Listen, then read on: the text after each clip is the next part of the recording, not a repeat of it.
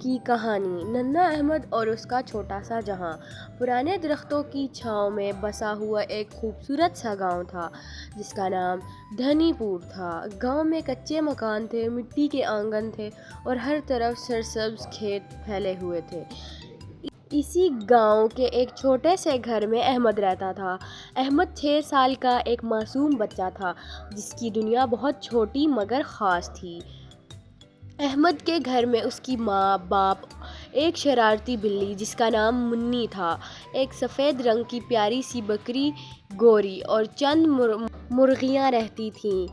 احمد کا دن انہیں جانوروں کے ساتھ گزرتا تھا۔ وہ سب اس کے دوست تھے اور ان سے باتیں کرتا رہتا تھا۔ گوری جب بھی میاتی، احمد کہتا، گوری بھوک لگی ہے؟ میں ابھی تیرے لیے گھاس لاتا ہوں، اور دوڑ کر کھیتوں سے تازہ گھاس لے آتا۔ اس کی ماں اسے پیار سے دیکھتی اور کہتی، تم بہت ذمہ دار ہو گئے ہو۔ احمد بڑے ہو کر ضرور ایک بہادر انسان بنو گے۔ احمد ہنس کر کہتا، میں تو گوری، منی اور سب جانوروں کا خیال رکھوں گا، اور آپ کا بھی اماں۔ ایک دن گاؤں میں زوردار بارش ہونے لگی۔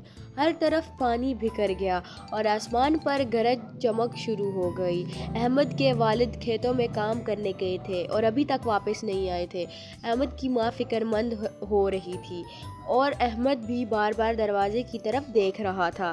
اسی دوران احمد نے دیکھا کہ بکری گوری خوف کے مارے کونے میں سمٹ کر کھڑی ہے اور منی بلی چھت کی ایک لکڑی پر چڑھ گئی ہے۔ مرغیاں بھی گھبرا کر کڑ کر رہی تھیں۔ احمد کو اندازہ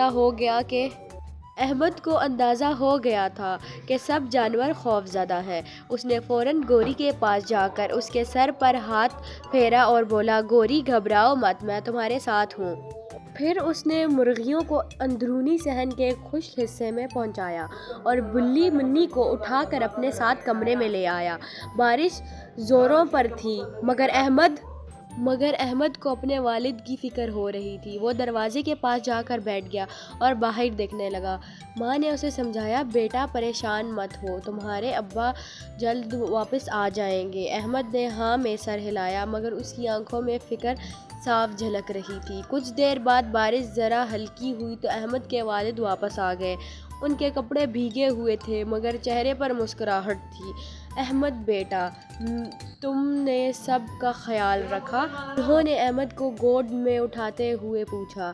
جی ابا، میں نے گوری کو بھی دلاسا دیا، منی کو بھی بچایا اور مرغیوں کو بھی خوش جگہ پر لے گیا، احمد نے فخریہ انداز میں جواب دیا۔